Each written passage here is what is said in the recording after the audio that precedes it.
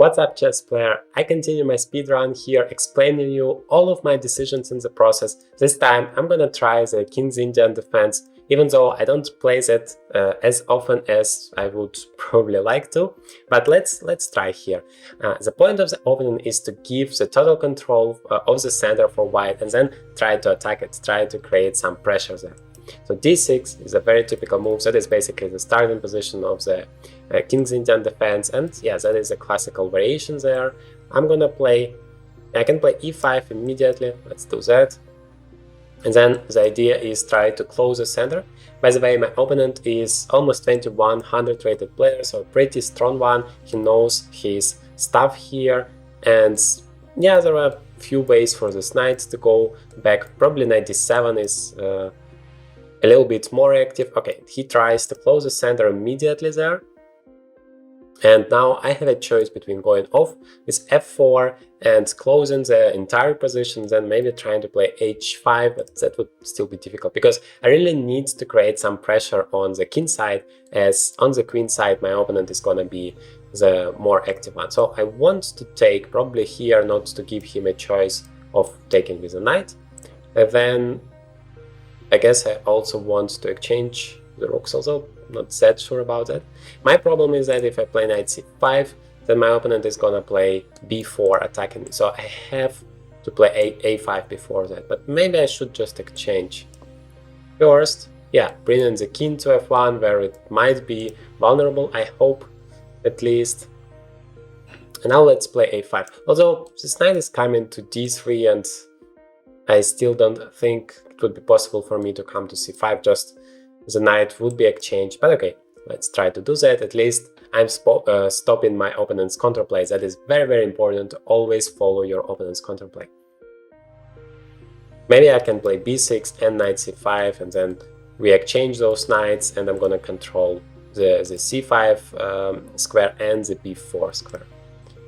Yeah, that's basically the same thing, but my opponent is doing it the right way. He develops more pieces, which is great, but we are still coming to the same thing. I'm playing here knight c5. If he doesn't take, that's also fine for me, because my knight is standing great here. Just need to continue the development, bring my bishop probably to d7. And if he plays h3 trying to play b4, I have the move a4, so the only way for him is to start with the move b3. Okay, king to g2. I need to somehow relocate my pieces here. Maybe king h8 and knight g8, especially for a blitz game. That feels like an interesting idea to try. Then my queen is ready to go. My rook can be developed over here to the f-file, because f-file is the only open file and you always need to try to control the open paths.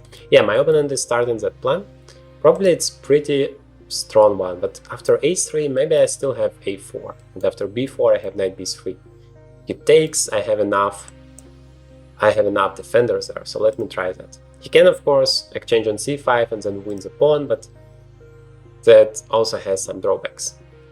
Okay, now he's not allowing me to get to h6, but I have the move queen to h4.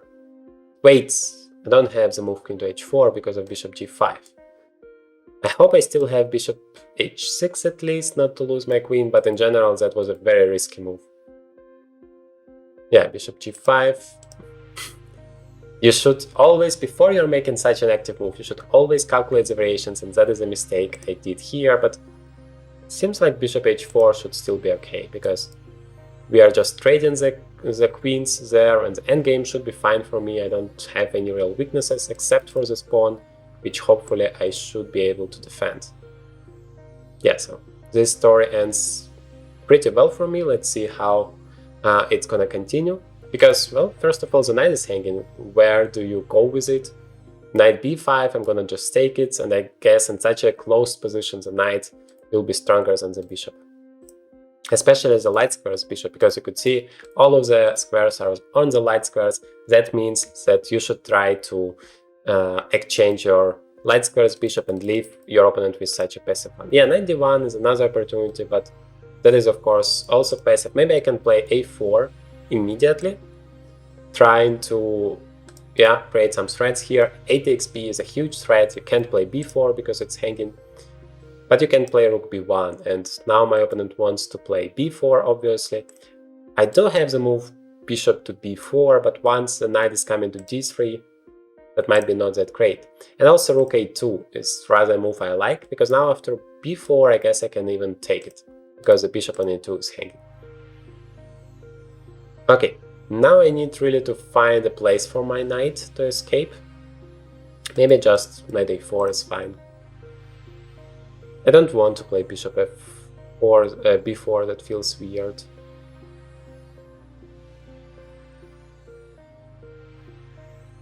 Maybe bishop f4 now to attack the pawn. I might be able to get it. Also g5 might be an idea at some point. By the way, I should be careful with the bishop d8 idea. For example, b4, knight a4, bishop d8 feels pretty dangerous. Maybe I have c6, but that would weaken more stuff. So maybe I should have started with g5 move, bishop g3 and then bishop f4. Because the exchange is totally fine for me. And otherwise I'm threatened to take myself, yeah. That is creating now a problem. Well, I'm still attacking this pawn, that is maybe what's gonna stop him from going bishop d8. Maybe not. I would still play bishop d8 if I were in white's shoes, but he's playing h3, which is, I guess, a blunder, because now g5 and the bishop has no moves to go. No, bishop d8 was a chance for him to fight for anything. Now it's a total domination of black pieces. Look at this bishop on f4, how powerful that is. This knight is not allowing this knight to take part in the game. I mean, all of white pieces are so passive, and only this knight is not really that active, but now it has a chance to participate. Yeah, of course I take here, otherwise his bishop is gonna escape. And with an extra piece, that should be relatively simple to convert the advantage. Finally, the knight is going to take part, and white still doesn't have any counterplay at all. That is, I guess, the main problem. You can't play g5 because the pawn is hanging there. You can't do pretty much anything here. So I guess that would be a good moment to resign. Let's see what the opponent is doing here. Meanwhile, we have already achieved a 2200 rating in our speedrun.